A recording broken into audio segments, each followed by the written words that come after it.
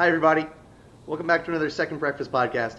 I'm Andy Roth, alongside Phil Duvall and Phil. Oh my Who do we have gosh. today? Oh, we have a special guest. We do.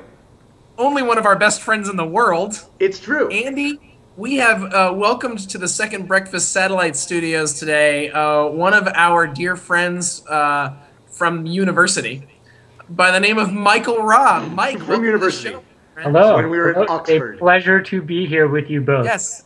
We're going to call you Mike, but in fact, Mike is Dr. Michael Robb. He has a PhD in developmental psychology. Did I get that right? That's right.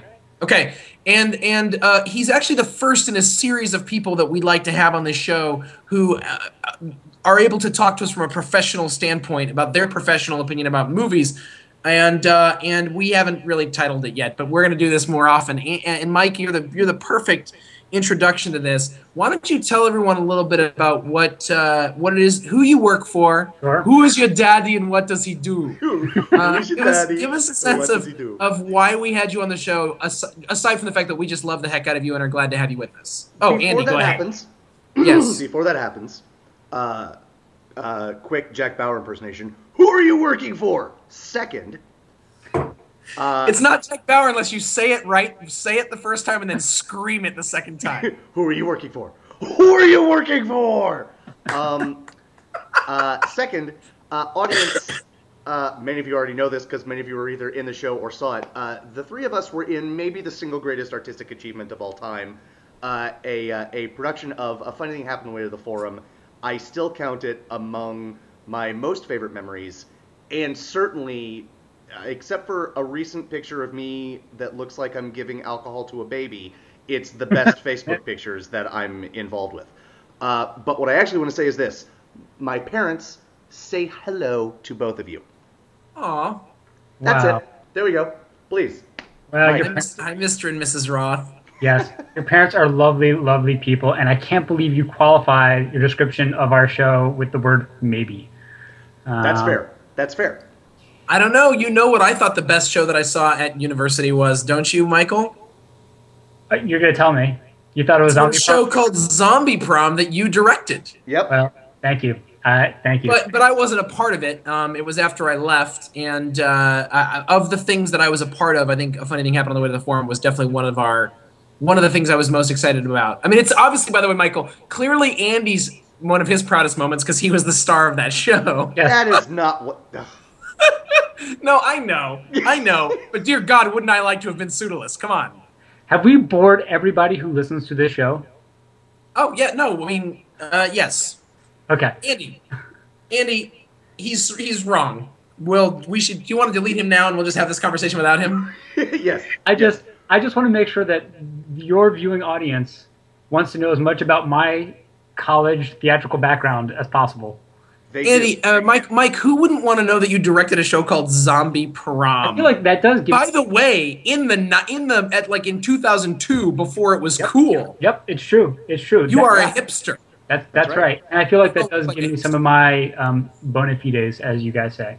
Please do. So you are a So I am- PhD in developmental psychology. Tell me more. So I do have a PhD in developmental psychology. I am the Director of Education and Research at the Fred Rogers Center. If the name Fred Rogers As in sounds, Mr. Rogers? yes, if it sounds familiar, it's because Fred Rogers is indeed Mr. Rogers. And so this was a center that he was setting up to work at after his show was completed, and he retired. And then he passed away before he was able to actually do anything at the center. And my main job at the Fred Rogers Center is overseeing a website called the Early Learning Environment, which organizes a lot of high-quality books and videos and games and apps and things for young children. And your personal favorite, like, special interest and what you worked on your dissertation towards was what specifically? I did two. And why we're having you on the show? I did two major projects. The one I think you're referring to was a project where I looked at the impact of Baby Einstein DVDs. Okay. So I was really interested in how infants and toddlers learn from video, Right. and kind of what some of the developmental considerations are in figuring out how and when young children learn from media. because kids are learning from media, and I think people just think of TV as mush or this or that. They're the old school language around that is. But the reality is they can watch shows and actually get something out of it. They're learning how to socialize. They're learning how to count. They're learning about colors and numbers and all sorts of funky stuff. Yes. There's a saying in my field, which is that television is always teaching, right? The question is, what is it teaching? Nice. That's helpful. Yes, exactly. There are numerous considerations. Going from the age of the child to kind of what the interests of your child are, and a lot of kind of external factors that figure into what a child is going to take away from a movie or a TV show. So, for example, in the research that I was doing, we were looking at whether very young children could learn words. And we were looking with, I know, Phil, you have a young... When you say very young, how young do you mean? We were working with 1-year-olds and children between 18 to 24 months. Okay. So really young kids. Yeah. How old is your boy right now? I have a little boy who's 10 months old. Shout out to Oliver. What's up, Oliver? Yes. So at the time, I don't know if you guys remember the early 2000s, but there was this huge baby media boom. Yes. Teletubbies had kind of come out, Baby Einstein had come out, and there was this kind of perception that you could stick a child in front of the TV and they would learn their colors and numbers or shapes or words somehow faster and better. Okay. And in our research, we looked at whether it was true that young children could pick up certain vocabulary words from watching a video over and over again. And basically what we learned was that they have a really, really hard time. There are a lot of limitations, cognitive limitations on what a young child can pick up from TV. It may not surprise you, but watching something on a TV is not the same as watching something in the real world, right? What you're looking at right now on your screen is much, much smaller than what the real world looks like around you. Say more about this real world. Well, it's 3-dimensional versus 2-dimensional. Okay. All I'm hearing right now is you don't have a big enough TV. That's all I'm hearing. I've been to his house. He does not have a big enough TV. Or a 3D TV. It's true. Fair. True. So, Mike, were you finished with that sentence? Because I have some questions. Ask some questions. So it's not really a question, I guess. It's more like a comment. Andy, I had just so you know, like a lot of my time with Mike was spent before he moved back east, and right when my kid was being born, around the time my kid was born, I was just asking. Moving back east. He ruined the whole thing. Yes. But I would ask him questions pretty consistently, like, so is it cool if I watch this with my daughter? So is it cool if my daughter watches professional wrestling with me? That's it. I mean, you just say professional wrestling. I did, though, because I did watch it with her, and now I don't, because now I feel like she's at that age where she actually could understand that elbowing someone in the face might be fun. Whereas when she was 1 month, I don't think that was an issue. So she's at an age right now where she's probably more prone to imitating what she sees on TV. Yes. She's following along with Mickey's Clubhouse when Mickey tells her to do something. We were watching Dora the other day, and there's a lion, and the lion asked a question, and she answered. Yep. And my mind was like... Awesome. That's a very, very good way to get kids involved, right? Because what Dora does is she establishes what we call a parasocial relationship, right? Oh my gosh, that sounds smart. It sounds so smart. It makes me sound like a genius. I didn't make up that word. But basically all it means is that it's not exactly a contingent relationship. Dora can't actually talk back to you, but she can kind of make it seem like you're having a conversation. Right. And well, that's how Andy and I interact all the time. We're not actually listening. Ooh, that was like a little jig, I think. All right. So enough of you sounding really smart. Let's bring you down to the gutter where we live. Yep. We want to talk about movies. Sure. And I think one thing you bring up is that a lot of times when people think about what is appropriate for children, they're generally casting their minds in terms of what their children can't watch. Mm-hmm. So when they ask you what's appropriate, what they a lot of times are saying is this okay for kids? What they're really saying is, are these shows, they're not ready to watch this yet? Or this is bad for them. Yeah. So one of the questions we actually want to switch around to, and we want to ask this for movies if possible, and look at different age ranges, is what's actually good for kids? Okay. Which is assume what you focus on in a lot of ways. It is, yeah, I prefer to keep the focus kind of on the positive, but you're right that most people ask it in the form of, am I somehow ruining my child forever by letting them watch? That's our biggest fear, right? I think, I mean, Mike, correct me if I'm wrong, but I'm not, that's not necessarily a bad thing. It's not like, what do I have to put my kid to bed before I can watch? It's, if I watch a movie with a nipple in it, will my kid grow up to be a serial killer? Yeah. Right. And the answer is obviously your kid's going to grow up to suck because of all the other terrible ways that you parent. Yeah. Right. Like, you treat people awfully, and you're not forgiving, and you curse in the car at people who drive by, and you yell at your spouse. That's why your kid's going to grow up miserable, not because you were watching a movie.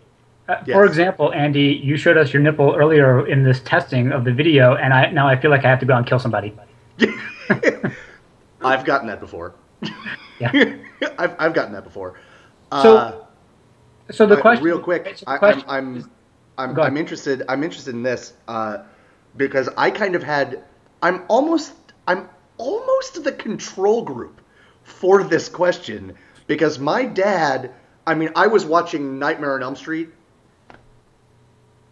Not when it came out, but only like a year or two later, and that was '84. So I was no more than 7 or 8 when I was watching that movie. Okay, so this is the part where I have to back away from my degree and what I do and say there is a difference between what we all experienced as children, the kind of lack of supervision that we all had, where we got to, I watched a ton of horror movies probably before I would think of letting my child watch horror movies. Right. I mean, that's what's funny is we do this thing where we go, not my kid. Yeah. But why not? I mean, look at us. We're all three. Like, Andy's a lawyer, I'm a priest, and you're a doctor. Like, what's the what's the problem? So here's the thing. Start of a great joke. The first question you asked is what makes something appropriate, right? And one of the things that would make something appropriate is you have to understand your child, like whether they're ready for it. Not all kids are the same. Not every 2-year-old is the same as a 3-year-old. Some kids are going to be scared by things that their siblings are not going to be scared by. Let me give you a good example. My brother was a huge Superman fan and loved the Superman movies. And he was about 2 years older than I. So, when I was probably 6 and he was 8, he would watch the Superman movies, including Superman 3.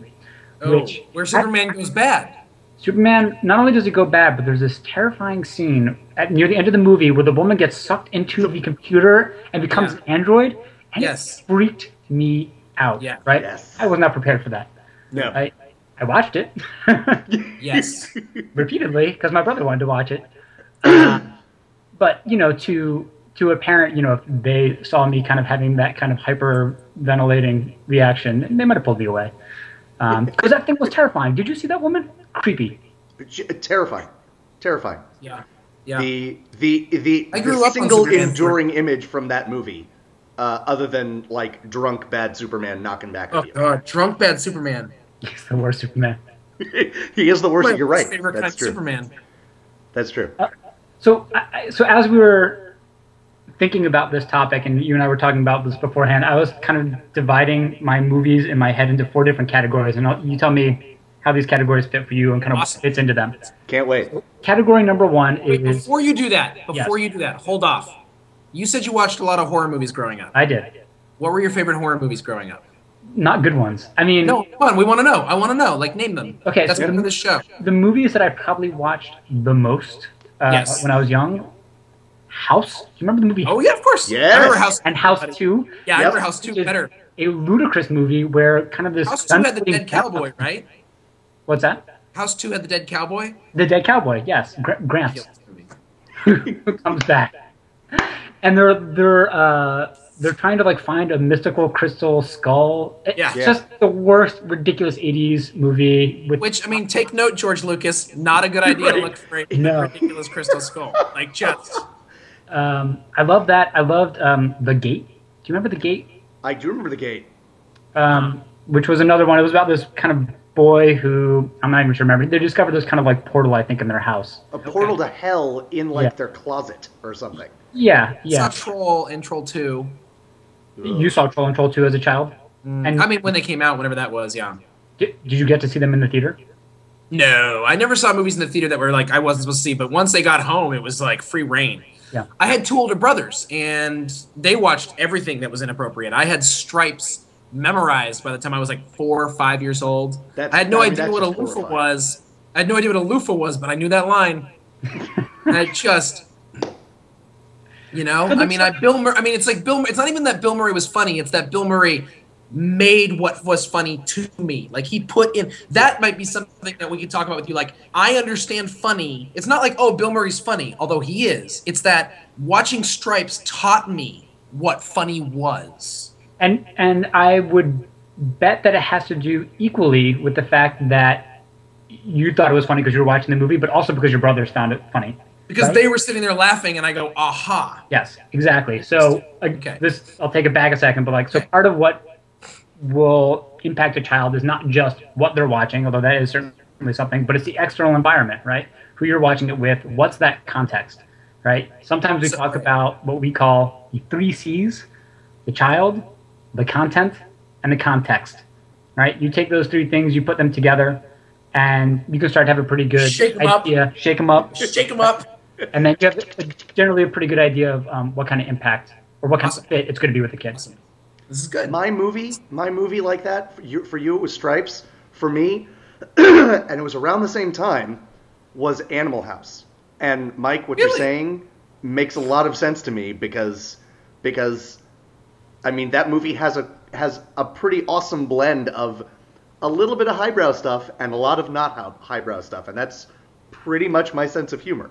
Yeah. Well, you'll find I'm quite lowbrow. And I think I got a lot of that too. Like my brother loved a lot of the super slapsticky, like Top Secret and Airplane kind of stuff, which was great. Yes. That informed one side, and the other side from my father was, like Steve Martin movies, like All of Me. Yes. Yes.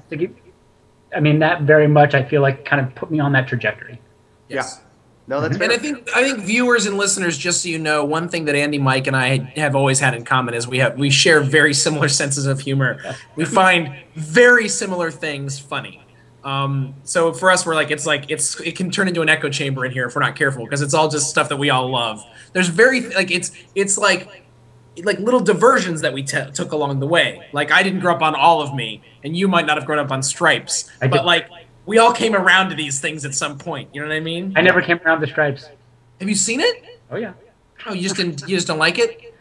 I don't know. Maybe it didn't hit in the right, like at the right time in my life, and then by the time I watched it, time is now. You need to watch it with me. Lighten up, you watch Francis. it with me. Perhaps. Let's sit down. Bottle of wine, Stripes. All right. I'm down. I'm ready for that. And Mike and Vanessa and I, Andy, I don't know that this was for you, but Mike and all 3 of us were Simpsons fans, yes? Oh, yes. Andy? Yes. I'm certainly not well-versed, but I did enjoy The Simpsons. Mike and I were both Simpsons crazy people, and we were both fans of the show called The State on MTV. Yes. And then Mike and Vanessa introduced me. Mike's wife Vanessa, who's also a doctor. They're both very, very impressive. And we'll have her on at another episode. And they both introduced me to Wet Hot American Summer, which of course was done by some of the guys from The State. And that movie is just that's college. Now we're talking about college. Okay, we've talked a lot about stuff that is not about kids. We've gotten out of the way. 4 categories, Mike. Yes, 4 categories, Mike. Okay, 4 categories when you're thinking about kids movies, right? Love it.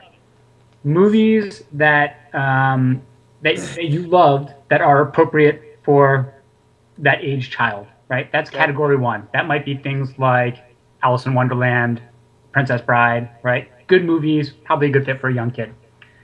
Then you have a category of movies called movies that you loved as a child, but you probably actually had no idea what was going on in them. So, for example, in that category, I would put movies like Time Bandits or Pee-wee's Big Adventure. Both movies I loved. I had no idea what was going on when they came out. Category 3 are movies that... God, you're right about Pee-wee's Big Adventure. I mean, I knew he was looking for his bike, but there were so many lines in that movie. Everything with the convict. Yes. Yeah. So it was so bizarre that it just totally went over my head. Even though but so bizarre that you couldn't not watch it. No, it was very watchable. Right, you're right. My gosh. Right, but I was like, that was a movie about a guy looking for his bike. I liked it, but he was just looking for his bike. But if you were to ask a kid about what was happening in that film, that would be the only answer you would get. You would have nothing. For a movie that's supposed to be kind of getting into the mind of a child, Right. It's maybe so accurate that it's totally confusing. And Right, okay, wait a minute. Which one of you paused the scene where Large Marge turns and her face does the thing, and then you slow-moed it frame by frame? I didn't have a fancy Andy? car that could do that. Yes. Yeah, Yes. Andy The other did thing that. I'd say about that movie as a kid, there was a dinosaur. Yes. We drove by that just the other day. That's on the way to Palm Springs. There was Awesome. something about that movie that just made everyday, seemingly bright, happy things seem very sinister. Yes. And Yes. But sinister in a way that we could handle. That's what's interesting to me. yes, I think Not so. sinister like Soylent Green as people. Like, Spoilers. whatever. Also, I don't know if I just also pegged Time Bandits as a movie I liked. Do you remember the end of Time Bandits? I've never seen all of Time Bandits. I don't. I'm not sure I want to spoil it, but if you go back and watch it, it is a pretty horrifying ending for a child viewer. Okay. Okay. Let's go back to that. So that's the third category, or that's the second category. That's the second category. So the first category was movies that we're just like we're good, that we like. Why don't we stop there for a second and just because this is a movie. Let's do it like that. You want to talk about movies that you love that were probably a good fit for you as a child and maybe weren't super age inappropriate. Okay. We're So not- I've been. Go ahead. We're not inappropriate. Okay. So were you like thinking about Paige, like something like Toy Story? So my daughter's 2. We've tried Toy Story. She loves Wall-E. Loves Yeah. Wall-E. Yeah. Wall-E's great because there's almost no violence. There's no violence in Wall-E. There's things that happen that are kind of big and loud. But there's no actual violence in Wall-E, and there's no monsters in Wall-E. Mm-hmm. So there's not much language, but there's tons of action. So it's actually a nearly perfect film in a lot of ways for her. We've been watching the Muppets lately, the new Muppet movie, and she loves it. And the other day, Am I a Man or a Muppet? The song came on while we were watching, and she started to sing along with me. I started singing at her, and she started singing too, and she doesn't know the words very well, but she was on key and putting her hands up in the air, and I was like, this is amazing. How does that song go again? I'm not going to sing it to you right now. Nice try. Nice try. You're not. But what about for you as a child? Like, regress yourself back to 6-year-old Phil. I mean, Andy, go if you can. I have to think about this. That's really hard for me. What are these movies for me, you mean? Yeah, when you were a 6-year-old, well, those first, movies that I might actually put the original Muppet movie in your category too. Mm-hmm. Because there's a lot of stuff going on there that I didn't get. I mean, certainly not. I think almost everything goes in category 2. I mean, I don't think kids understand anything. I don't think kids are like, I don't. No, I mean, come on. No, that's fair. That's fair. Secret of NIMH. Secret of NIMH. And Mike, Secret of NIMH is huge for me. Star Wars. Star Wars, all of the Star Wars movies, and I would probably questionable appropriateness, but Star Wars. I think Star Wars, especially for like a 6-7-year-old, like I think that's like perfect. Yeah. Like it's like a little bit of action, not too scary. Sure. 4 or 5, sure. Princess Bride. Mm-hmm. Princess Bride. The only thing. It came out when we were 8, though, so I'm not really like. Is it wrong that I did enjoy the original Star Wars when I was little, but I loved the Ewok Adventure? No, I don't think that's wrong at all. I loved the Ewok Adventure, and there were 2 of those Ewok movies, and they were great. The Battle for Endor being the second. Do you know why they were great? Because there were more Ewoks in them. And it was an expansion of the Star Wars universe, which we are about to enter a new renaissance of that. For as much as people make fun of George Lucas, like 6-year-olds loved Ewoks. I loved Ewoks. I thought they were fantastic. Yeah, when people are like, oh, they're just like anybody who says negative stuff about the Ewoks, I'm like, just don't. Just get over yourself. The another movie for me that you mentioned already, The Princess Bride. I love that movie, and the only thing that I didn't understand the first time I watched it was 2 things. One, sleep well and dream of large women, and 2, there are a shortage of perfect rest in this world. It'd be a pity to damage yours. That movie came out in '87. I was 8. I pretty much got that movie when I saw it. Like, I understood the right there. But I mean, maybe the breast line, just because I was like, I was probably like more just like he said breasts. You're right. No. Yes, that was my response as well.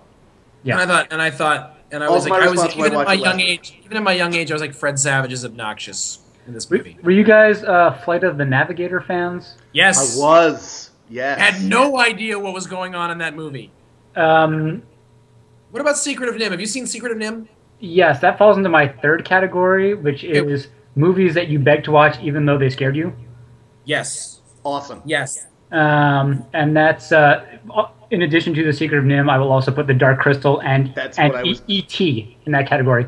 Interesting. Good That call. is so interesting. You couldn't have begged to watch it because it didn't come out on video until like '89. When that thing popped its head out and made that terrifying sound that E.T. makes, scared the bejeebus out of me. No, it's more like a. That thing's not lovable.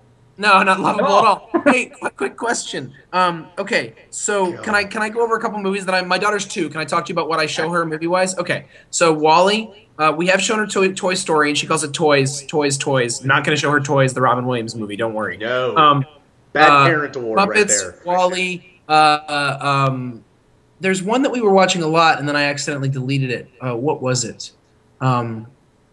But we've been going through the Pixar movies, not all of them. Oh, she likes Snow White, but she cannot watch the mirror on the wall. It terrifies her. And now here's the thing that I don't understand. I don't understand what scares, like, what gives a kid a frame of reference for what's scary. Because, so for instance, there was a movie on TV the other day, a while back now, it was about 6 months ago, with Tommy Lee Jones playing a cop or an FBI agent. Yes. An FBI agent who's living in a sorority house to protect the sorority girls. Man of the house, yes. She wasn't crying based on the horror wretchedness of this film. But there was a point where they were giving him a makeover and he had a green mask on, like green gel mask that no one ever does in real life, but they do in movies all the time. And when she saw that, she just freaked out. I screamed. And masks freaked her out. And then during Halloween, people with masks terrified her, but I don't know why, because in my mind I was like, she went around Halloween, she was like 1.5, and she hasn't had anything scary happen to her yet, so why are masks scaring her? So I don't know the exact answer, but I will venture a guess. Okay. And that is that children have schemas for how the world should act. And when I say schema, it's basically like a script in their head that says, here's how these things typically are, right? This is what it's typically like when I sit down for dinner. This is typically what it's like when we go to bed. And I'm guessing that she probably has a schema for how people are. And when you diverge from that in a pretty substantial way by putting on a mask, it's very scary. That's my guess. Oh, that makes sense. Yeah. Sure. Yeah. You've got another category to go. Category 4. 2 more. Wait, so category 1 is movies that you liked as a kid. Yeah. Category 2 is movies that you liked but did not understand at all, which I think those categories are a little bit mixed up, but that's fine. They're all kind of mixed up. Listen, I didn't put that much time into this, so. No, this is great. This is really helpful. Category 3 is movies that scared you, but you begged to watch anyway. So for me, it'd be Secret of NIMH. What else would be in that category for you, Andy? Explorers. Yes. Ooh, Yeah. Really good choice. Thank you. Scary? Thank you. I'm trying to remember And what's called. honestly, The Goonies. The first time I saw it, I was like, whoa. And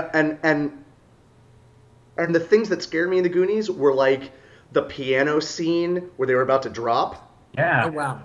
And actually, because I was, I don't know, politically minded back then or something, the fact that all these kids were going to have to move away because their parents didn't have the money for their houses.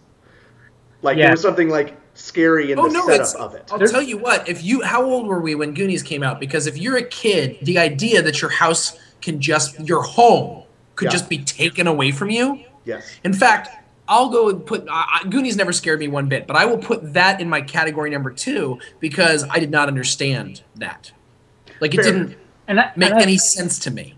In some ways, I think the Goonies and that kind of fear of moving away, fear of being kind of abandoned or leaving all of your friends and the things that you know, right? That's just a continuation of something that you see in a lot of Disney movies and child movies about, being an orphan, not having parents, that kind of absence and loss. I mean, that's a very, very common theme in a lot of kids' movies. I don't know if it has held true since then, but I read something that the first Disney movie where both parents were present and alive at the beginning and at the end of the movie Oh no. is Hercules, where they're gods. Oh In my gosh. every other one that now some of them you don't like watch the parents die like you do in say Bambi. I mean, But they're Cinderella, just not there. her mom's obviously dead because her wicked stepmother is a wicked stepmother. Exactly. Wow. Yeah, and I guess you don't really see them in the Aristocats. So Andy, so Michael, like, so in that case, what's your cats don't have parents. Cats just spawn from the ground. from Andy, the depth. Dr. Rob. So, like, how are Disney movies in this conversation, based on what we just talked about? I think Disney movies, for the most part, are pretty good, and they do. They understand children pretty well.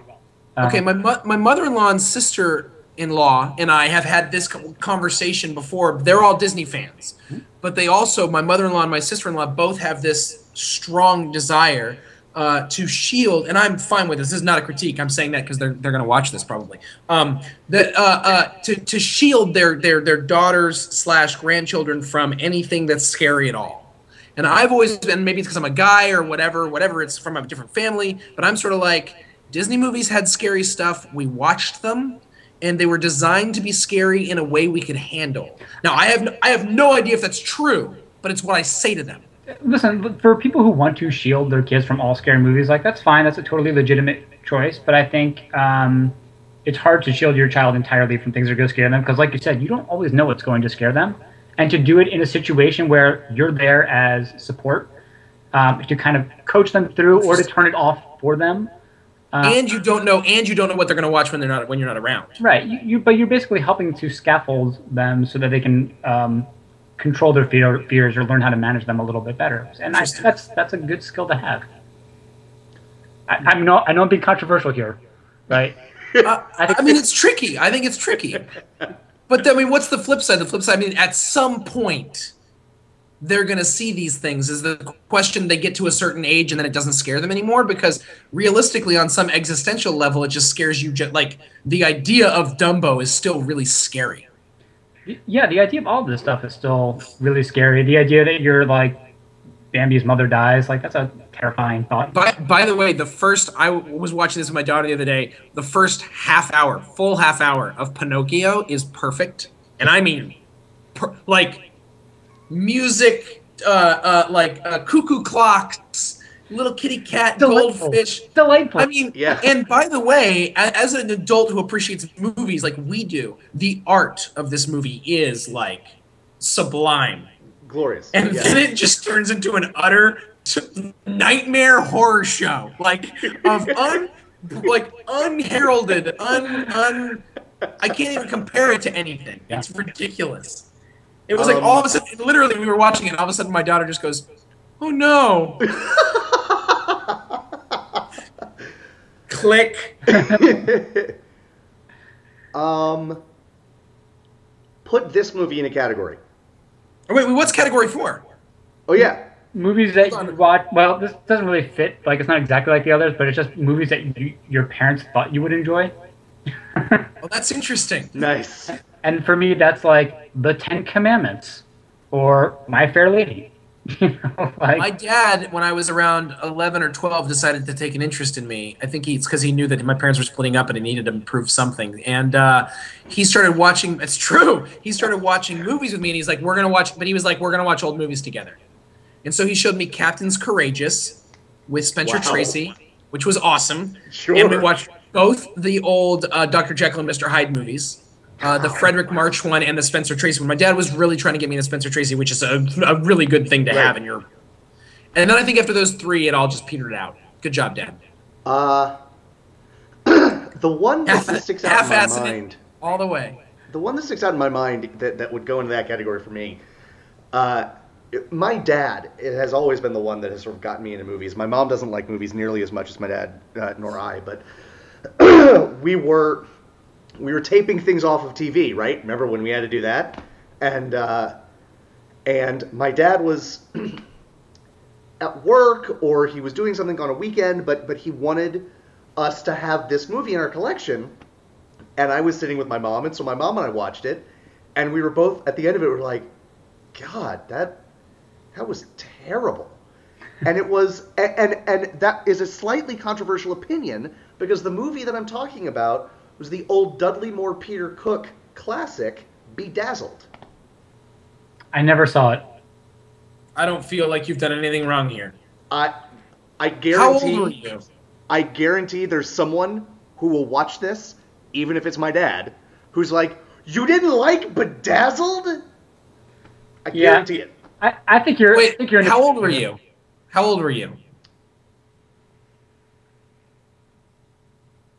I'm going to guess if I was in high school, a freshman. Oh, okay. Okay. Probably younger. Okay. Probably much younger. I think there's something else I need to say, which is that, and I don't know how you would place this, Mike, because, but my father was by far not the person who influenced me the most movie-wise. It was definitely my mother. And I went to the movies with my mother all the time. And she didn't generally choose the movies, though. I chose the movies, but I had good taste, and we both liked. She got me into slapstick comedy. Like, my mom is the one who got me into comedy. Sure. My dad did not have a good taste in comedy. My mom and I went to the movies all the time, and that was like a primary mode of bonding for us and hanging out was going to the movies. Yeah. So I got a huge sense of that from my mom. Big time. My dad would let me watch. My mom hated suspense of any kind, so my dad would, if I wanted to watch something suspenseful or adult and serious, I would see it with my dad. If I wanted to watch any kind of comedy, it'd be with my mom. It is interesting that parents can take on that role of kind of shepherding you through or trying to impart their movie values on you. So my dad was definitely that person for me, and would take me to see. From when I was young, like John Candy and Steve Martin movies, and when I was a little older, like Braveheart kind of stuff, right? Like big war epics. Whereas my mother very much tried to shepherd me through books. Like books were her thing. She would take me to the library all the time. It was very, very important to her that reading was something that was very special between the two of us. Whereas I feel like you're a beautiful marriage of that. Look at you. What's that? I think you're a beautiful marriage of that. Look at you. Yeah. I mean, you got a PhD, but it's in watching TV. That's exactly right. Like, that's not a bad gig at all. When people ask, like, oh, why did you choose this subject, like TV, media, kids, like, I didn't choose it because I don't like to watch TV, or movies. Right. I love this stuff. So yeah. I got a couple questions. Well, you had a movie that you wanted to put. Andy, you had a movie that you said would put it in one of these categories. Yes. With these four quadrants that you have delineated. By the way, totally unequal quadrants. These are just things in my head. Awesome. I like it. Sure. I love it. It's pretty much how we roll on this show, Michael. Sure. Right? Whoa. You planned anything ever? You gotta chillax, brah. Monster Squad. Wow. Huh? Oh, that's quadrant 2 for me, unquestionably. I'm sorry, quadrant 3. Quadrant 3. One that scared you. That scary, had to watch it. Monster Squad is a movie I don't think I've ever heard of. What is that? Michael Robb. I don't know it. I am so excited. Andy Space. I don't know which way to point because I don't know how this is going to come out in the video. Talk amongst yourselves. I'll be back in a second. Oh no! You have to see Monster Squad. Monster Squad is about a movie. It's about a group of kids. They're like junior high kids who are all monster freaks and they love monster movies. And then they find out that in fact Dracula has come to their town and is marshaling the forces. So it's Dracula, Frankenstein's monster, the sea monster, and Wolfman all come together. Wait, they teamed up into like an anti-Avengers? Oh my gosh! Wow. You have to see this movie. Wow, you bought the 2-disc 20th anniversary edition. No, Mike. Monster Squad. No, Mike. This is on you. No. This isn't on Andy. You're not. No. It is not as good a movie as what I'm about to say, but it's basically like saying, whoa, you have Goonies on Blu-ray? Right. Okay. Yeah, it's not as good as Goonies. I have the 20th anniversary DVD. Yeah. It is also, by the way, the DVD of Monster Squad was very, very inexpensive. That's true. No, I'm not kidding. But I'll tell you what, for people our generation, that's a big, very, very influential movie. I'm very surprised you haven't seen it. I'm kind of shocked. Especially as someone who likes horror, you need to rent that on. I know you have like 1,000. I bet it's on Hulu or Vudu or Roku. you can find it. Like there's sometimes it actually feels better in the original VHS than it does on DVD. There's a grainy quality. Oh, look at you! You're sounding like the people like our older brothers who talked about records. Listen to you. Totally. I'm just saying, sometimes you get that added crispness, and it doesn't no favors. Let me tell you something. I have. Well, that's funny you said that. We watched Air America on Blu-ray, and it made no difference. I'm not done talking about Monster Squad. Let me give you its pedigree, okay? Oh my gosh. One of the creators is a man named Fred Decker, who did House and the movie or the TV show. Not House MD, the movie we were talking about earlier. Come on. And a B movie, but a fun, creepy, scary B movie called Night of the Creeps. Okay. And the other creator, Mr. Shane Black. Really? Wow. Yes. Pedigree confirmed. Of Iron Man 3 fame? Say again? I said of Iron Man 3 fame? And Iron Man 1 and 2, and Predator, and Kiss Kiss Bang Bang. And Lethal Weapon? I don't know any of those things either. Weapon just then. And Last Boy Scout? Yeah. Oh, great movie. Wait, Shane Black wrote Iron Man's 1 and 2? I don't think he did. Anyway, let's talk about something else. Let's move on. Okay, so I have a couple questions. Sure. You talked about, and Phil, you brought this up. I think Shane Black had nothing. Shane Black had nothing to do with Iron Man 1 and 2. Okay, fair enough. Bam. You know what? He had something to do with Monster Squad, and you haven't seen it, so that's your homework, tough guy. All right. That's all on you, buddy. You mentioned WALL-E, which I think is, if you were to build the perfect children's movie in a government lab, for all the reasons you said, Phil, I think it might turn out to be pretty much WALL-E. What do you think in terms of, can I show this to my kid? Will they appreciate it? At what age might they appreciate it? Old silent movies. Because that's a fantastic question. Because the first 10, 15 minutes of that movie is basically a Charlie Chaplin film. Mm-hmm.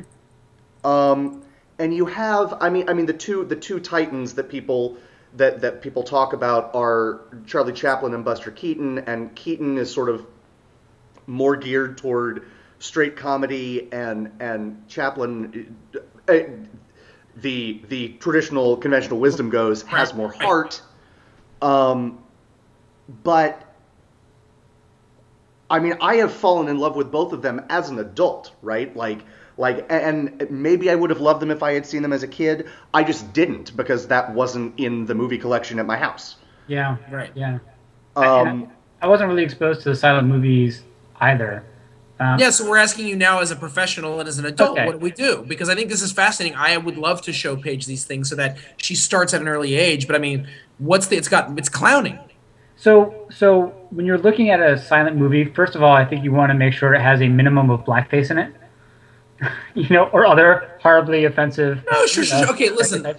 Okay, but in reality, we're not showing them Birth of a Nation here. All right, we're like, come on. Yet, no. Not until she's 4.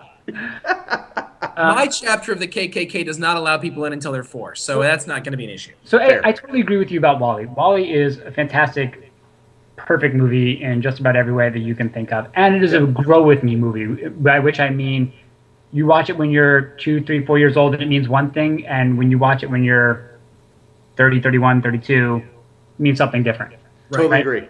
Silent movies, I suspect, probably fill that same role, especially the slapsticky stuff, or like the Charlie Chaplin stuff, where there are layers of comedy.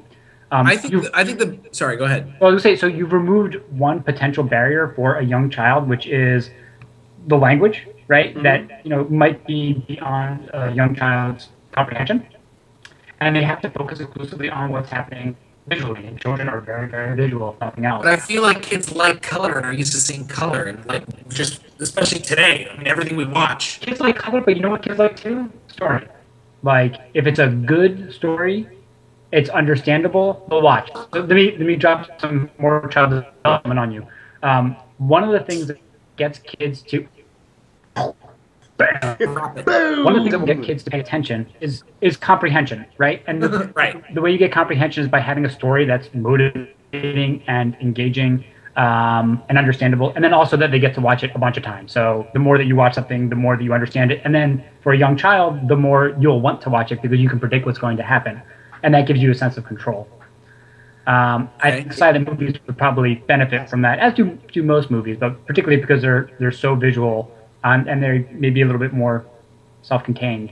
Well, they're shorter generally too. You can find a 35-minute movie or a 70-minute movie. Yeah. It's more along the lines of cartoon length. Yeah. But if you find one with a really, really good story that a kid can kind of track, I mean, I think you're golden. I mean, I don't know why you would want to hold back on that.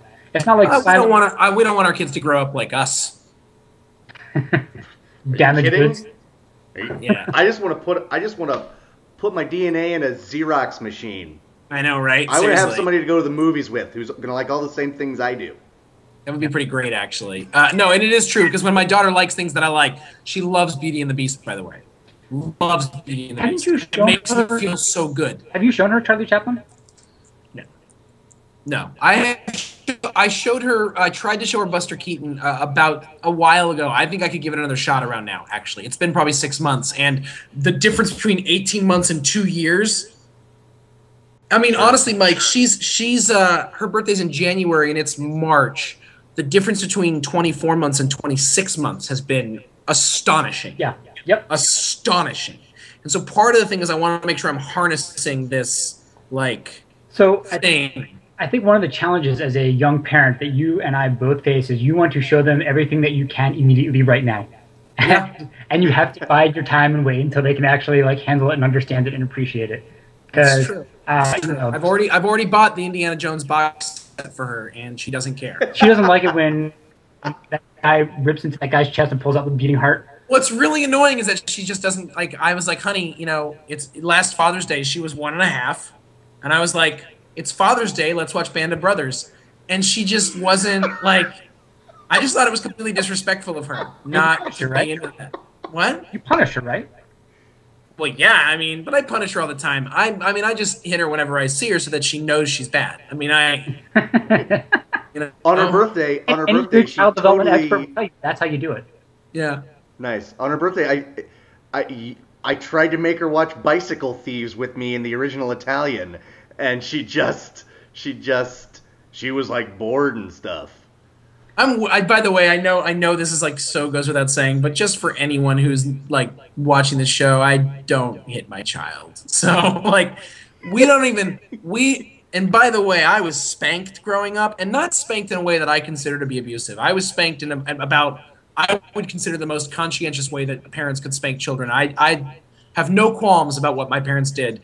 That being said, we are not spanking our child even a little bit. And that's the decision we've made. And with all respect and love and admiration for my parents and the way they raised me, we're not spanking our kids.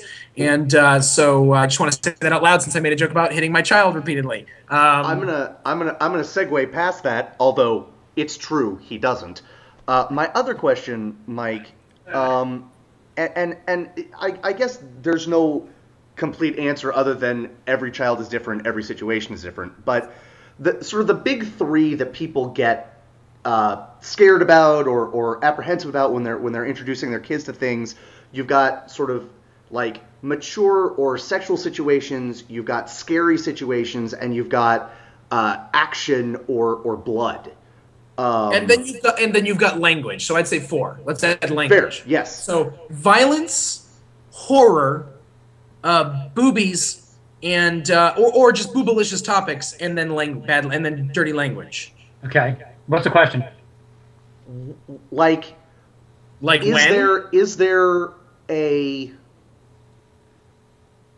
Is there consensus in terms of you can show them this kind of thing earlier or later? Also, there's 2 questions. There's a question after that too. There's that question, and then there's the question of which you should answer first. But then the next question is, what's the cutoff date? For the first few months can you watch a zombie movie with your 1-month-old because they don't know what's going on. But then at some point, you cannot watch that anymore. Right. Which I've experienced with pro wrestling, like I said. So there's got to be a cutoff. But Andy's question first. Mine's just a tangential question.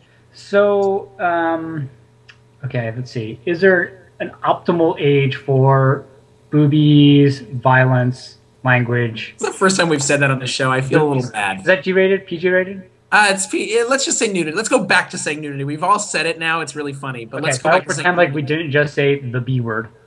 I'll say movies. Ma. But mover. So the unsatisfying answer is no. There is not a consensus on these things because a lot of it depends on what your values are. Sure. Right? Because family. We're Americans. Give us a satisfactory answer immediately. 3.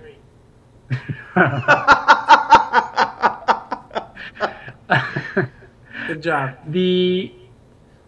So for violence, I would say there's probably like kind of a scale that you probably don't even realize where it's maybe starts off as animated or cartoonish violence Right. that then progresses into kind of fantasy, sci-fi violence, and then eventually gets to like action shoot 'em up, but still kind of ridiculous violence that eventually transgresses into like real scary, like The Deer Hunter. Like deer hunter, creepy situations, kind of violence that's unsettling, right? Sure. And so there's going to be some scale at which you let your child watch all of those things. And do we just sort of play it by ear? Is that the idea? Okay. Yeah. There's not a hard and fast answer. Like if your kid is scared by certain kinds of violence, you'll probably keep them away a little bit more. But you'll start to see like when we talk about Star Wars, it's kind of prototypical. Like when do I let my kid watch Star Wars, which has that kind of cartoonish fantasy violence, right? Yeah. You start seeing that maybe like around 5, 6, kids start feeling like maybe they can handle that. So that might be too early for some, too late for others. When do you tell your children that episode 1, 2, and 3 exists? Because I'm thinking before their friends do, but I don't think you have any obligation to ever acknowledge it in any way. Yeah, I got to be honest, Mike. I think I might be with Phil on this one. You don't want to hear him. You don't want them. You want them to hear that at home. you want them to find out about that from you, so that you can shape the message. You want it to be the parent's responsibility to introduce them to the world of disappointment. Right. I mean, don't we already? I mean, isn't how she gets disappointment from looking at me and going, "I want this," and I go, "No," and she's like, or like as you're watching episode 1 with them, like you heat up a fork and just like burn them on like the back of their arm, as they're watching it, so they associate it with like pain. Do you even need to do that? Is that even necessary to associate it with pain? Yes, because I think children could fall for that movie if you're not careful.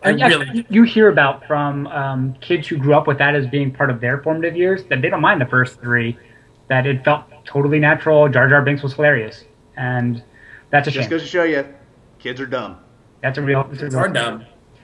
And I don't care if that means people will look at us and be like, "You liking the Ewoks is dumb." Those people are idiots. And the answer to the other part of the answer to your question is there's probably something cultural, right? So if you look at Europe versus America, there's vastly different views about violence versus sex. Right. And we get but look how that turned out. Yeah, I know. We get all freaked out about movies, and I'm fine with living in America when it comes to that. So favoring violence over sex. No, I mean neither. I'm very puritanical actually. So I don't favor one over the other. But no, you favor violence over sex in movies, though, don't you? Oh, I guess I do. That's a very good point. I think you're right. Well done, Mike. Wow, I have to think about that. Wow. That's an advanced degree right there, working for you. But this is interesting, right? Like action movies are action movies, and it's like you're not old enough to watch that. But then like there's just porn. Well, are those things analogous? Well, that's what I'm trying to figure out. Like gratuitous violence, just for the sake of eliciting a sort of emotional response. Yeah. How is that actually? I mean, I think it's different. I just happen to think sex is a very. Well, that's a good question, though. Is it like so? I think sex and violence are very different. Just saying they're both adult topics doesn't work for me. I think they're very different. Well, they're very different because of what it teaches about the real world, how to act. Because if you take I think you can enact. I think you can watch. If you take all the stuff about violence at face value, or like you're really concerned about that, then you're basically saying that violence is a legitimate way to solve conflict. So I want to go back to an idea that we had when we talked about our. To answer your question, this is not a. I'm not running away from it. I'll answer this head on. We did a whole podcast on revenge movies, and we talked about violence in movies and revenge, and we talked about Django Unchained, and you should watch that. It's a phenomenal episode that we've done. Fantastic.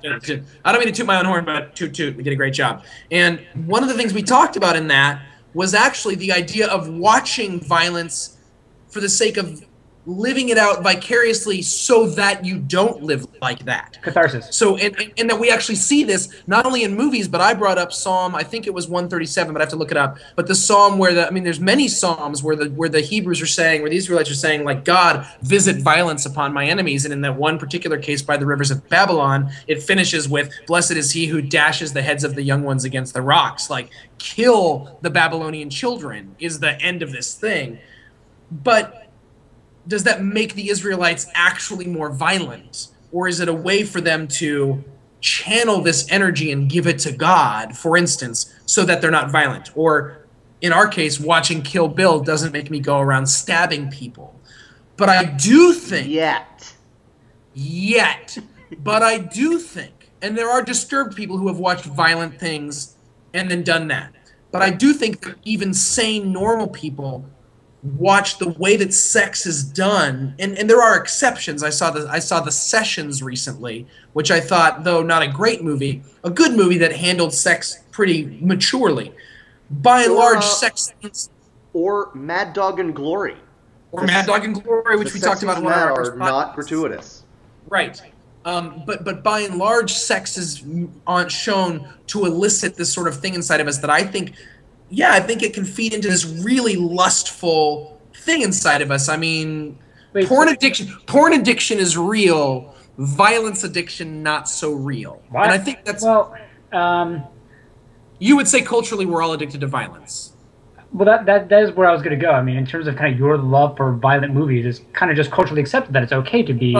But that's different. But that's different, I think, because I think we take...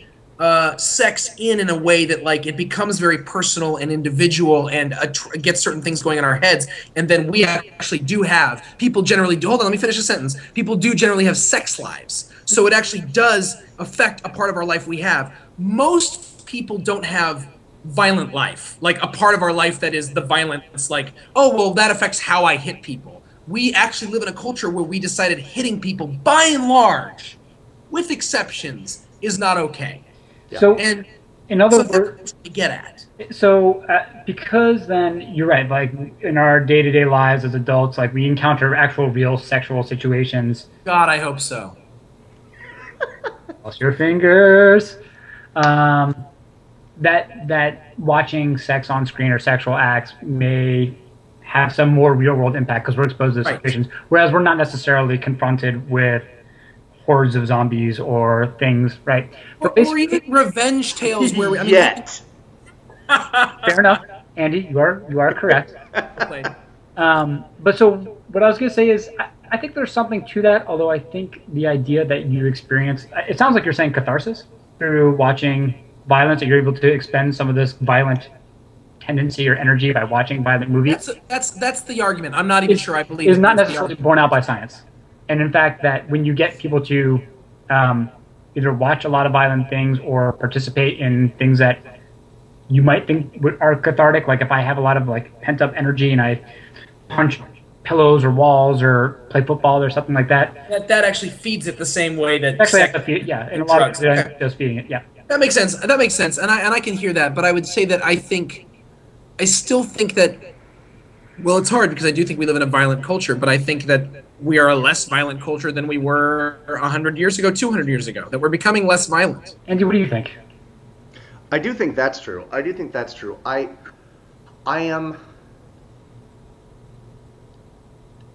I'm really interested I'm interested in everything that just happened, but the part that interests me in the moment is the fact that that it is acceptable for adults to have sex lives, not so much violent lives, right? And and I think that actually might cut the other way, right?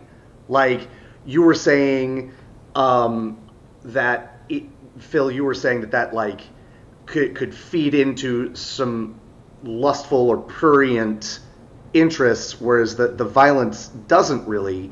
And although it might, but I think the lustful and prurient interests sexually might actually play themselves out in your personal life in a way that the lustful and prurient violence, or I shouldn't even say lustful, prurient, and I like the word prurient, so I'm going to keep saying it. But the dark, violent actions most likely will not play themselves out in your life. Now, I could be wrong, and I could just be a very non-violent person, and so I don't see it in my life. And it also could be true that it really depends on the individual, right? So, like, for that person who has access to guns, who has other kind of violence in their lives, violent movies might have a very different effect than Joe Schmo, like, or just some kid on the street. And that's what you hear about violent video games all the time.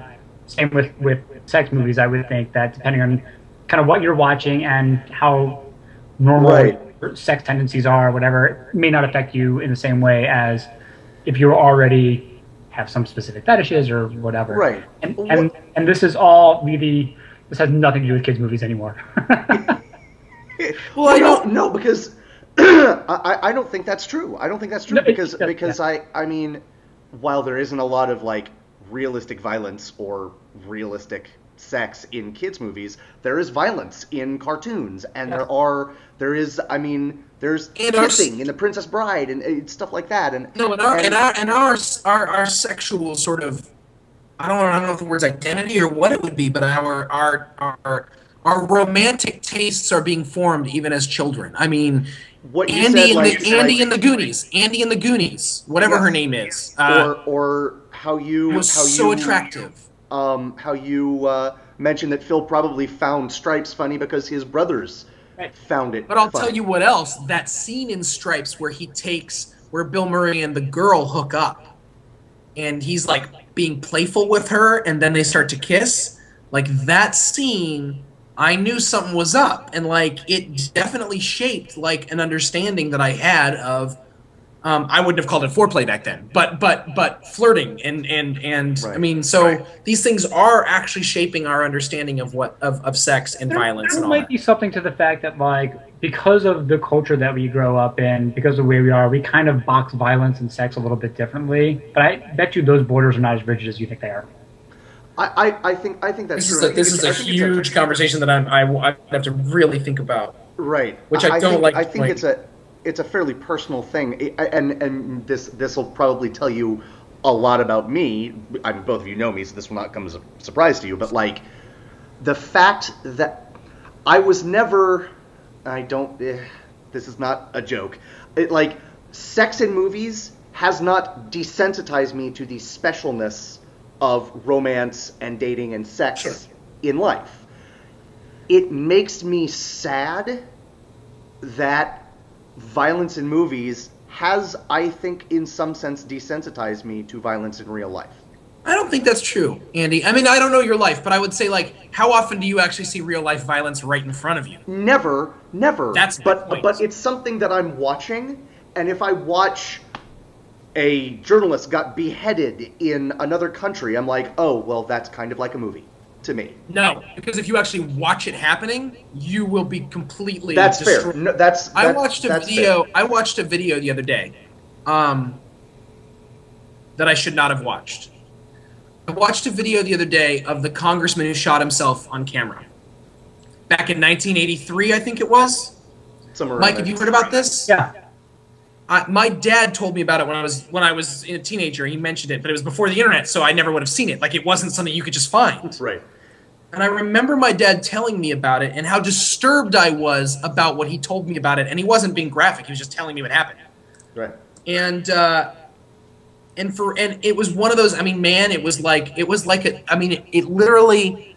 I went and searched for it, found it, and when I went to click on it, it was like, "Are you sure you want to watch?" He's like, "Yeah, actually said that," and I was like, "Don't do this." Click, and I watched it. And I can't get it out of my head. It's been over a week. It's been 2 weeks, and it's really disturbing. Like I've seen that footage done fake plenty of times. I watched the footage of Saddam Hussein being hung. I watched the footage of the journalist in Iraq being beheaded. I remember all of these things really, really well.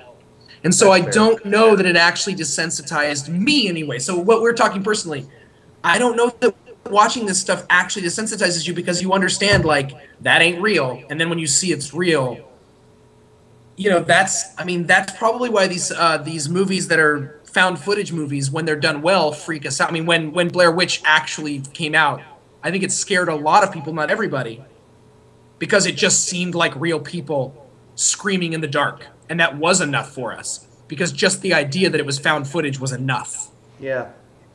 So that's the thing. I think we do encounter sex or the possibility of sexual intercourse or relationships or flirting or romance or whatever, the opposite sex or the same sex for some people in our daily lives. I don't know that most of us middle-class Americans encounter violence the same way. That's all. But I could be wrong, and I do think maybe what I'm interested in, Mike, with what you said. I don't think I disagree with you in any of what you just said. I'm not sure. Was I saying something different earlier? Because I think you're right. I think there is a difference between... I don't know. I think what you made me think about is that on a systemic level, on a systemic level, on a broader, larger level, we accept violence as a part of our reality more abstractly. Like, we just accept the fact that we go to war as a people, or we just accept capital punishment, or we just accept that these things happen. And maybe that could be, like, there is so much glory in our culture, and there has been in every culture throughout history, but glory in war. And it was that idea that Andy said, Andy's quoted several times on our podcast before, that the French filmmaker Francois, of course, leave it to a Frenchman, Francois Truffaut said that there's no such thing as an anti-war movie because you can't actually film a scene that portrays war that doesn't glorify war. Sure. I just don't know that I agree with that at all, but maybe the way Americans make it. Maybe.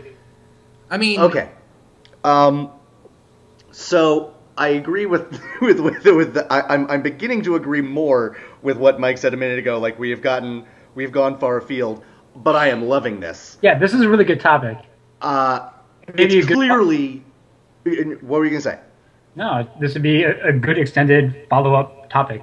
Yes. No. Andy may have to cut this into two. Andy may actually have to cut this into 2 episodes. Oh no! Audience, you're gonna sit and you're gonna watch this in one go. Listen, most of them will listen.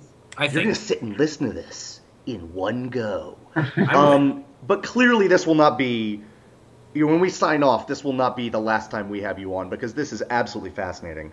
But let's get back to, I mean, I don't enjoy cutting off awesome conversations, but no, sure. You need to rein us in a little bit. Indeed. Yeah, go ahead. Let's talk. I mean, something that we've talked around it, we haven't really answered. Mike, what are your favorite kids movies now, and what were they when you were a kid? Okay, and those are definitely different things. Sure. Oh, great. So tell me when you were a kid. Right, so like I said, when I was a kid, I loved Ewok Adventure.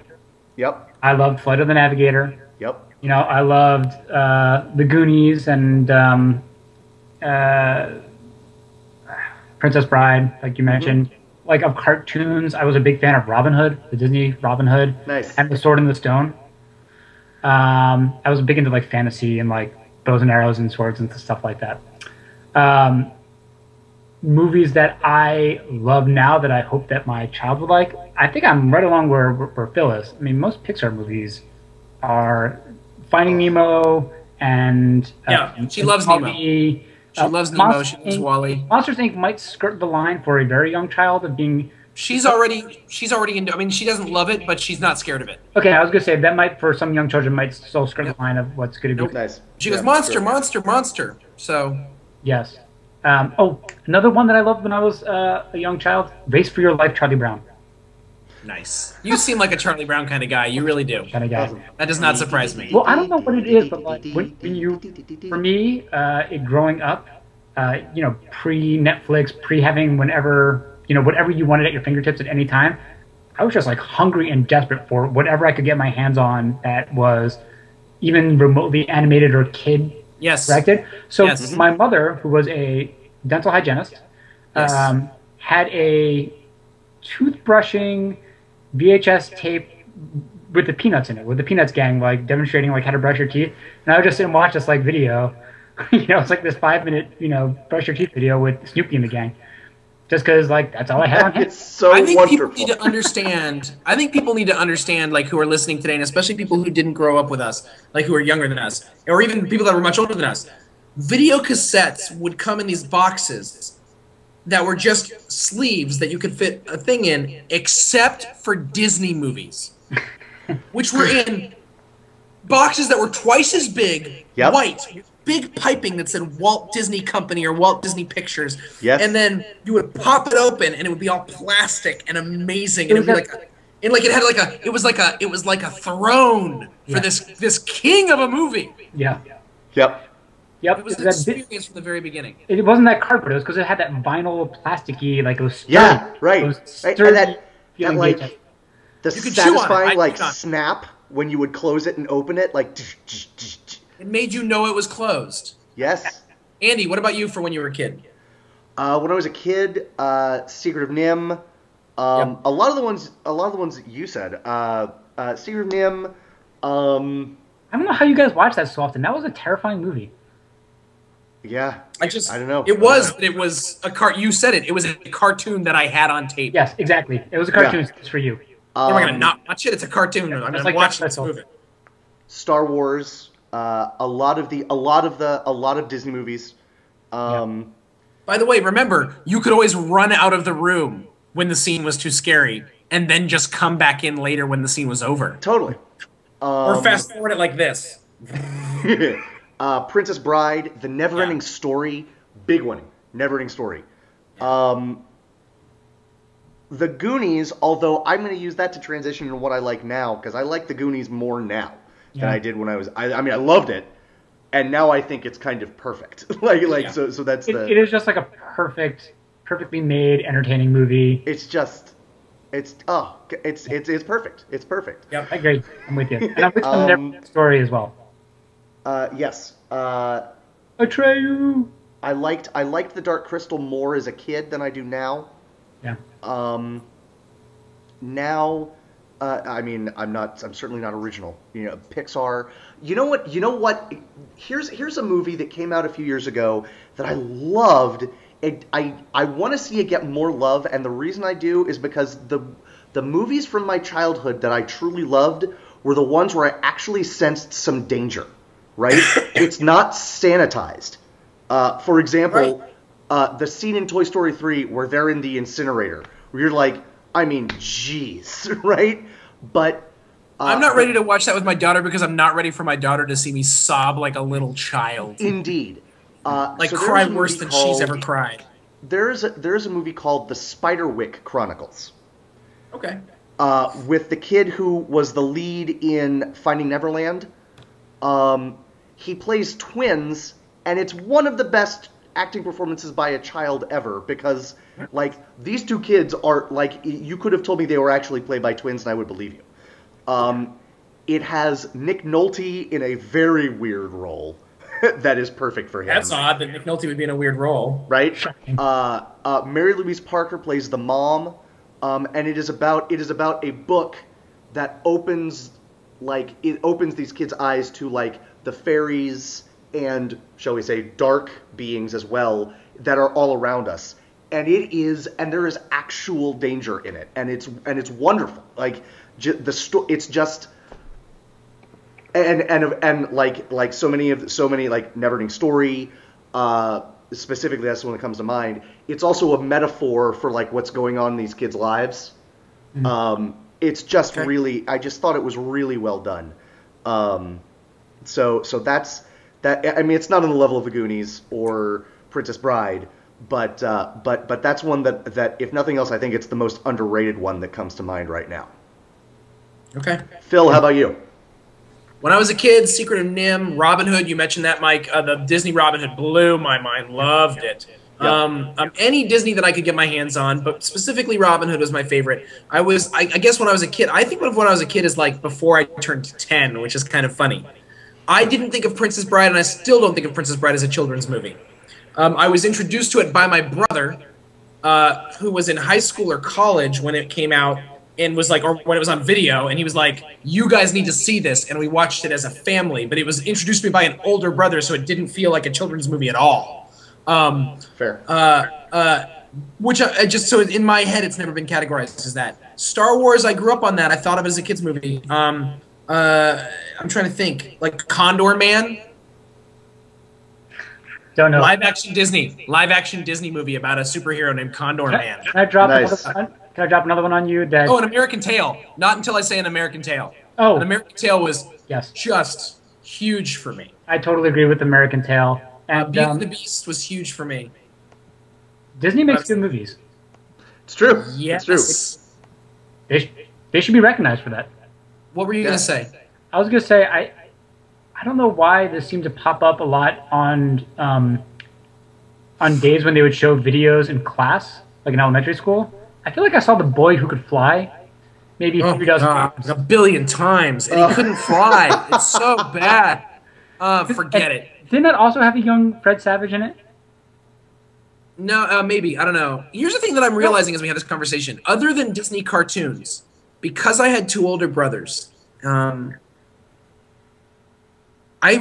were much older. Mike, your brother's 2 years older. I had a 6th brother that was 6 years older than a brother that was 9 years older. And Andy, you're an only child.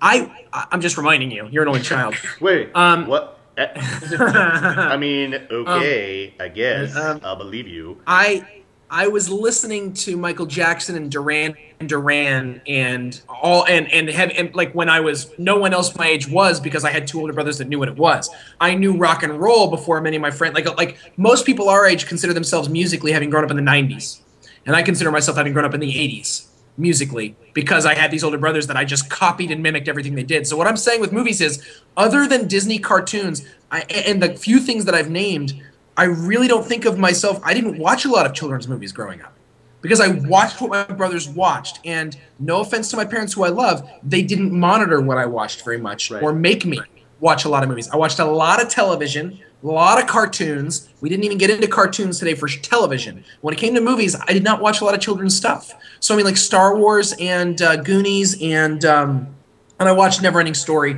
There were a few, like Neverending Story, Dark Crystal, that happened to me. But by and large, it was me trying to find whatever other people were watching and just watching it. Yeah. Yeah. Does that make sense? It's very, very different now than it was when we grew up. You were subject to kind of whatever was on, whatever was convenient, whatever was available. I think that but I think there are parents to this day that are still like that. They're just not us. That's true, but the more connected we get, the easier it is for someone to go to Netflix for kids and just pop up. Yeah, something. I don't think it's a comment on how parenting has changed. I think it's a comment on how access has changed. Like I probably would have watched more kids stuff if there was a Netflix Kids option. I mean, it's true. We grew up too I have to think about that. I don't know that I would have, because of, like I said, because of the situation, the context in which I grew up. That's my point. I'm not sure that I would have. If I can summarize what you're saying, Phil, having a brother 6 and 9 years older, a brother 6 years older, and a brother 9 years older, turned you into a hipster. Is that what we're saying? Like, I owned Doc Martens when I was in 5th grade. So yes. Like, I was listening to Duran Duran while the rest of you were listening to Rafi. I'm not, and listen, first of all, and I never listened to Rafi. I never listened to children's music. I thought children's music, the idea of teaching my child children's music blows my mind. I'm like, why would I do this to her? I'm teaching her about Bob Dylan and Art Tatum and the Pretenders. Can I make a music suggestion for you, Phil? Yes. On YouTube, look up a guy named Eric Herman, The Elephant Song. Tell me if that changes your mind. Have you seen this guy that did the song, I don't remember, have you seen Dream, what is it called? www.dream something. What is that guy? He does the no, no, no, yes, yes, yes song. See. Sorry, that's what it sounded like you were doing. Have you seen the no, no, no, no, yes, yes, yes song? No. I'm going to show this guy to you because I after the show, because I need to see what you think of him, because he might be God's gift to children's music, or he might be collecting children in his basement, and I am not sure which. I don't think of myself as a hipster. I really don't. I really think of myself as someone who just didn't. I was trying to be cool. I wanted to be. Well, I guess that's what hipsters do. But I wanted to be like my older brothers, so I watched what they watched. It was very important to me to know what they were into. I would wait till they were out of their rooms, and I would go and sit and just look. like just look at this stuff. And so I think that affected my movie watch. I did the same thing with my dad with respect to movies, but all I had to do was, like, if I was home alone or if I was homesick from school one day, I would just go through, like, we had a gigantic, like, chest of drawers with movies, and I was like, it wouldn't be in there if my dad hadn't taken the time. Most of them were we owned some, but most of them were taped off of television, which means he would usually sit there and record out the commercials. Kids. Oh, that was nice. That was very responsible of him, because not every would be that considerate. So all I had to do to, like, see what my dad liked was go through that, which led me to watching, like, Richard Pryor stand up at the age of, like, 11. So you know, that explains a lot. But yeah, that's interesting, because I actually had a similar experience with that. Mm-hmm. Yeah, so it's weird that way. So yeah, now these days, I mean, we got to mention Wreck-It Ralph, and I can't wait to show my kid that movie. Pixar is what it is. Disney, I just stick with Pixar and Disney mostly right now, because I enjoy them and I know their quality. I know what they are. It's easy for me. I haven't really branched out from that. I tried to show her Kung Fu Panda. She didn't really care about it, and then I realized neither did I. So that worked out. You know, and I am really biased when it comes to that stuff. So Disney was always the exception. She loves, there's other stuff she likes that I don't care about, but that's, you know, in the Muppets. I'm like, if I can get, she loves Kermit. Yeah. She loves Kermit, and she loves the new character Walter. So I feel like it's like we're all set here. I'm glad that we're getting some non-animated films into this discussion. I was worried, I think, at the onset, there was going to be a lot of, like, kids' animated films. So Muppets are great. And we also left out another really great one. This was actually after we were children, but I could see it being fantastic for a young kid. Babe. Great movie. Oh, yeah. Yes. I love that movie. Not Babe 2, Pig in the City. Absolutely not. Oh, I actually heard it was good. I have never seen it. It is, but it is not for children. Got it. Okay. Okay. He becomes a prostitute and has to sell his egg for prosciutto. There is a scene where he's in the city and he encounters another little dog, like a French poodle, who is clearly meant to be a prostitute. And, oh my gosh! And the prostitute, clearly French, by the way, clearly French. Clearly French, and like does this thing where like the dog, like the French poodle, like just kind of turns over onto her back and like exposes, you know, like belly up. Oh my gosh! Yeah, there's some crazy stuff in Babe. You're like, come on, guys, come on. Yeah, there's some dark. Charlotte's Web was another one we watched growing up. Yeah. Yes. The cartoon of Charlotte's Web. Another favorite main character dying. Oh my gosh! Forget it. Oh yeah. All right. I mean, I think we could go forever, but I think this is a good point to sort of cut off and sort of. Well, I mean, I will end with this. However, it is unsurprising that Babe Pig in the City gets a little gritty, because do you know who made those movies? Oh my God, no. The same gentleman made both of them. Made both of them. Also made the Mad Max series. Get out! George Miller made those movies. George Miller. I'm surprised there's not more like really, really homoerotic, like slash homophobic, frankly, campiness in those movies. Right. Ba-ram you is something that means like Ba-ram you. I mean, terrible or something. Oh, right? There it is. Like, it's right out. It's right there. Mike, I think I speak for both of us when I say it's been an absolute pleasure having you on the show. Clearly, we're going to have you back for conversations about violence. I'd like to have you back sometime where we talk about maybe sketch comedy troupes that have made movies. Yes. I want to do a whole show just talking about Wet Hot American Summer. I'm up for that. Andy, are you well versed in that movie? I'm versed. I'm versed. I'm certainly but I mean, well I'm versed enough to talking about Wet Hot American Summer, talking about Baxter, like all that stuff. But I'm also interested in talking about Kids in the Hall, Brain Candy, Monty Python movies. So actually talking about the transition. My ballow's low.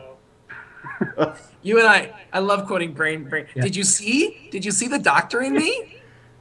That's such a great movie. Yes. No, there is no hope for me. Wow. So this is a trailer for a podcast that will be coming to you sometime in the next few months.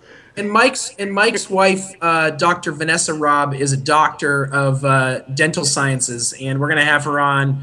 Isn't that what the DDS stands for? Yeah, I think so.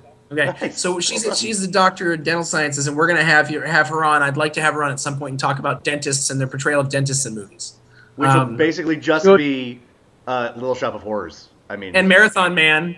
yes. And there's a movie called Confessions of the or what is it? The Secret Lives of Dentists. There is. It's akin to being like, if you wanted to say where are the positive portrayals of dentists in the movies, it's the same as the Airplane, here's this leaflet on famous Jewish athletes. It's essentially the same thing there. Or like that episode of Simpsons when they were like the movies you can watch on the airplane when you're scared of flying. Like every movie that has an airplane in it is not good for anybody. Yeah. Listen to these empowering titles, Marge. Alive. Fearless. Oh, man. Hero was the third one. Hero. Nice. With Dustin Hoffman. Good movie. Yeah. It Underrated. Yes. Well, I look forward to all of those future podcasts with you, Mike. This was fun. You guys should do this like every week. Do a show? Yeah. He might be onto something, Phil. We'll talk about it later. Yeah. People, by the way, people who are just listening because Michael Robb is on the show or watching because Michael Robb is on the show, we do a daily show. Pay attention to us. Yeah. We're kind of fun to watch and listen to. Yeah. Get your lives together. Kind of a big deal. Bigger deal now that Mike Robb is involved, but we're kind of a big deal. Mike, thanks so much. This has been great, and I can't wait to have you on again. Everyone, this has been another Second Breakfast podcast. I'm Andy Roth alongside Phil Duvall and our special guest Mike Robb. We'll see you again real soon. Bye-bye. Bye, guys. Thank you.